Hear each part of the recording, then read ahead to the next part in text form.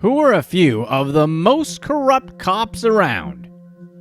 Let's get right to it, starting with number 7, Thieving Cops. 3 police officers conducted a search on an apartment, and instead of arresting criminals, 3 of the officers involved in the search were charged with theft. The stupid thing is that the evidence that was used against the thieving cops was their own body cameras. Funny how that works.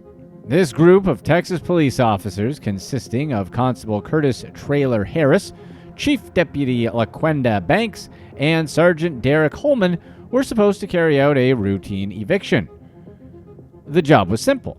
The officers would get the keys from the resident, search the property for any evidence of illegal activities, and then begin the process of evicting the resident. You'd think veteran officers would be up to this task. For some reason, the 3 officers forgot to turn off their cameras. So when they got into the apartment, they treated it like an all-you-can-steal buffet. They took Ray-Bans, birth certificates, 4 watches, a pair of Oakleys, antique coins, and even military medals. The resident also claimed $750 in cash was missing from the house. And one of the officers even had the gall to brag about what they were going to get from what they were taking. To make sure the resident was none the wiser, the officer said that they had found loads of illegal substances in her apartment and told her not to come in. Then the video got out and they all lost their jobs. Somehow, 2 of the dirty cops just got probation sentences and paid some fines, while the 3rd one was found not guilty by a jury. None of them ever saw the 4 walls of prison as a result of the crime. Number 6, excessive force. Officer James Brennan got himself in a bit of a pickle after he discharged his service weapon at a teenager who was eating a burger in his car in a parking lot. The whole situation escalated beyond what anyone would expect. The teenager, Eric Cantu, was just eating peacefully in his vehicle when Officer Brennan approached, opened the door, pointed his weapon at Eric, and told him to get out of the car. Cantu, who wasn't expecting to suddenly have a weapon in his face, freaked out, so he tried backing up, which led to the car door hitting Officer Brennan. This must have lit a fuse in the officer's head, and so he started firing at Eric as he attempted to get away. And it gets worse. Apparently, there was a second individual in the car, a woman named Emily Prue. So Officer Brennan risked the lives of innocent bystanders. Cantu was seriously injured by the rounds and was hospitalized for weeks on life support. Clearly, his road to recovery has been long and difficult. So why did this officer do what he did? As it turns out, he was sent to the parking lot after a complaint about some sort of disturbance. Of course, the officer saw no disturbance, but noticed Eric's car. He then told dispatch he thought it was a stolen vehicle he had recently pursued in a separate incident a couple days before. Brennan was fired shortly after the incident and charged. Brennan continued to insist that his actions were somehow justified, but as of the release of this video, the case is still ongoing. We're not entirely sure what his justification is going to be for using that amount of force on a kid eating a burger, though. But from where we're sitting, it's not looking good. Number 5, Officer Shoplift. Officer David Griffin bit off more than he could chew and resigned from the police force as a result. You'd never expect police officers to be involved in something as petty as shoplifting. But Griffin doesn't care what you'd expect of a police officer. Griffin and his accomplice, Shelby Dubose, walked into a store and behaved like regular shoppers. However, when it was time to leave the store, they scanned some items at the self-checkout point, but didn't scan others. One of the employees at the store noticed this and asked Griffin to fix the innocent mistake that we've all made. So Griffin was like, sure. But as the employee walked away, he continued to just bag items he hadn't scanned. He probably thought this was just some suggestion he could ignore, kind of like stop signs late at night. But he was wrong. Griffin and Dubose eventually finished bagging all the scanned and unscanned items and were about to exit the store when they discovered that someone had notified security. The police were alerted, and before Griffin knew it, He was no longer the upstanding family guy that people expected police officers to be. He was promptly arrested, and he then resigned from the police force. But that wasn't the end of his troubles.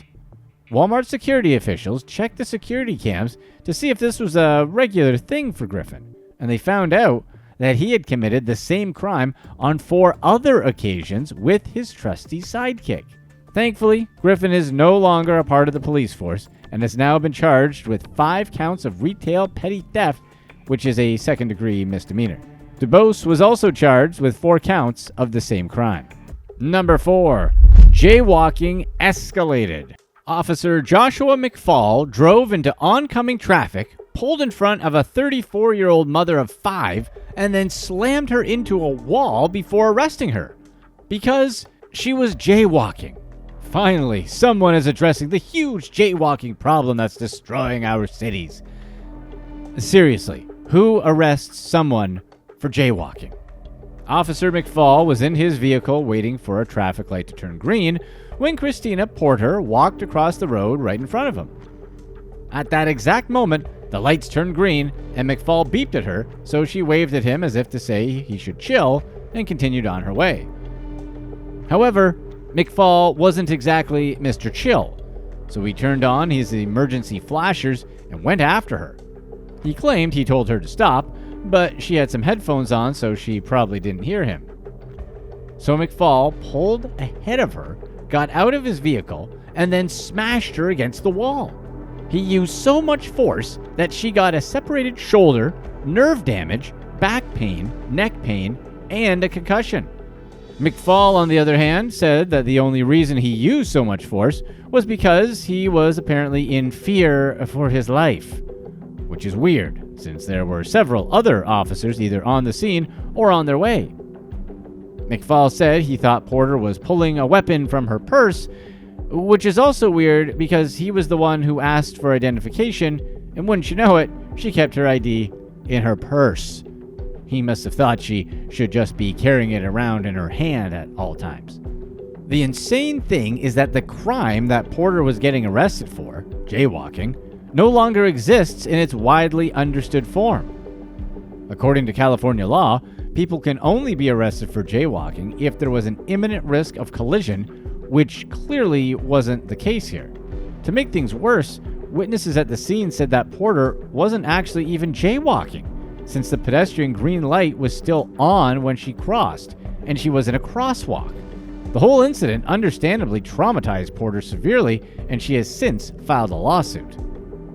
Remember when people made jokes about getting arrested for jaywalking? This dude's way too bored, or clearly had some other dumb vendetta. Hopefully, justice gets served. Number 3. Cop steals from the past.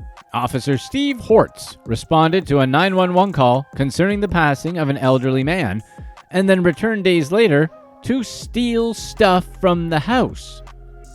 And the crazy thing is that Steve did all of this while wearing his sheriff's uniform. He was so arrogant about his theft that he didn't even bother changing his clothes. And to make things worse, he didn't just return to the home to steal once, he went back 3 different times. Hortz, who was a 12-year veteran of the Orange County Sheriff's Department, responded to a 911 call concerning the passing of a 70-year-old man from natural causes. While responding to the call, Hortz took a good look at the now unoccupied home and must have thought that no one would miss a few things if he grabbed them. A week after responding to the call, Hortz returned to the house and broke into it through the rear, leaving a short while later. For some reason, this dude didn't notice the CCTV camera at the front door tracking his movement. So the camera had a great view of him while he was wearing his uniform. Almost 2 weeks later, Hortz returned. This time, he was in his civilian clothes and was under the cover of darkness. He was then caught on camera leaving the house with more stolen items. Hortz returned 6 days later to grab even more items from the unoccupied home.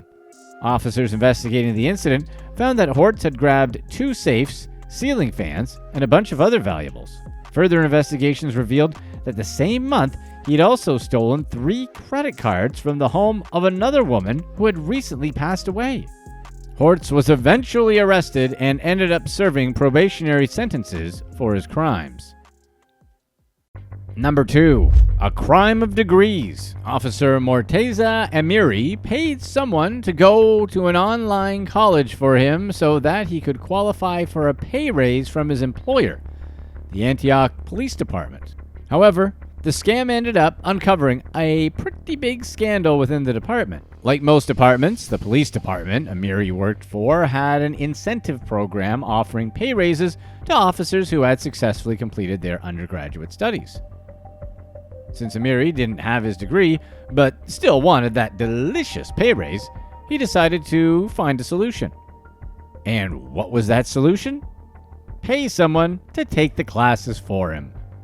Amiri's major was criminal justice, and maybe if he had attended his classes, he would know not to discuss the details of his scam through text.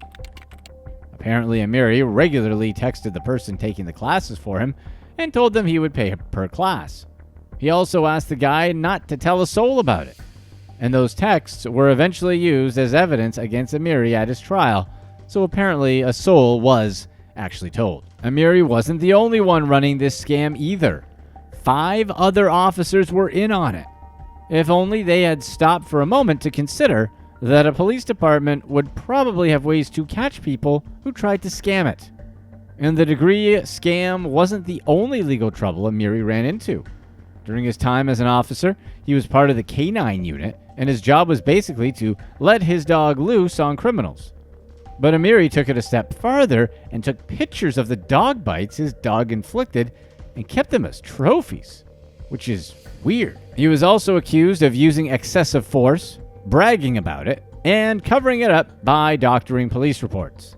As a consequence of his actions, including his involvement in the pay raise scam, Amiri was convicted and as of the release of this video, faces up to 20 years in prison, with his sentence yet to be passed down. Number 1. Dirty cop steals from dealers. Officer Frene Kanat got into a world of trouble when he thought that he could steal money from suspects just because he had a weapon and a badge.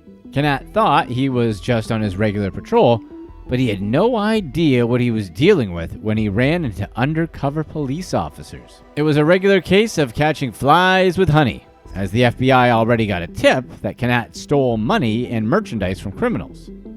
They knew that he then distributed the stolen goods for even more profit. According to the FBI, the gig was pretty simple. He would wear his uniform, get into his squad car, and conduct traffic stops on suspected dealers who he'd then rob. But our dirty cop was also pretty smart. He never actually pulled this when he was on duty, and always did it outside his own jurisdiction so he could avoid suspicion. So the FBI sent a couple undercover agents who acted like they had just completed a deal while the officer watched. Once the deal was completed, Kanat followed the agent with the money and stopped him. He gave the agent 2 options. He could either hand over the bag with the money or go to jail. The agent shook his head and handed over the bag, and just like that, Kanat's fate was sealed. After the deal, the FBI recorded him talking to an FBI informant where he discussed the logistics of another robbery. This time, he wouldn't just steal money, but product as well. And he would pass that product off to an informant who would help him sell it and then would share the profits. However, Kanat didn't know that this gig was also a sting. He walked into the deal blind and did the same thing he had done to the previous agent. He collected the money and then collected the illegal substances. Then he arranged to meet his informant to share the goods and money. And boom goes the dynamite.